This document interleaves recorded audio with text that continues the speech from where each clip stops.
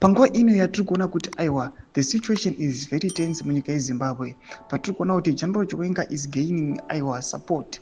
Also, pane chitiko chiri kuonekwa kunzi General Chiwenga is now increasing his security forces around him. Kwese kwese kwari kuenda kumapolitburo meeting, kungava kwese even kuState House, kuri kuonekwa kunzi paari kufamba ari kufamba aiwa mazihambura makaka evarume, and zvonyatso kutoratidza kuti those guys vanenge vari protected, vanenge vane zvavanenge vachitemba nazvo. Panguva ino yatiri kuona kuti aiwa zvinhu zvinomira zvakanaka. Noti subscribe or like or on the bell icon.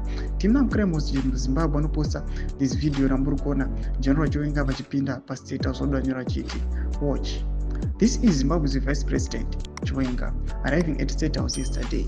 Security around him has been significantly increased amid rising tensions between him and President Mnangagwa. Ndochitiko chirikuonekwa kunzi aiwa General Chiwenga masecurity forces ake onzi onaya owanda. Panguva ine pari kuona kuti aiwa pane fallout, panapa pane rift, pane tension pakati pavo vari vaviri nemutungamiri wenyika. Chitiko ichi now chava kunyatso kumaka aiwa another transition of power yemunyika yeZimbabwe. Vari kuona kuti aiwa anything can happen panguva starting from now.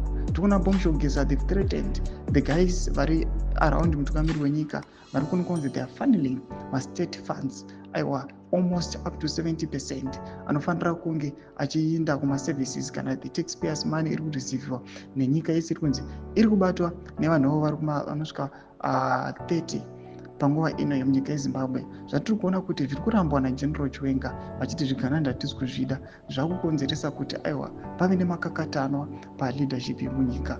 Mutidze mafunguro enyu noti pamusoro pechitiko ichi. Aiwa General Chiwenga panguva ino paunyatsokuonekwa kunzi aiwa general panguva ino ndo vane chimuti. Tudze mafunguro enyu muri kudii pamusoro pechitiko ichi. Mina comment section medu, so subscribe or like, turn on the bell icon.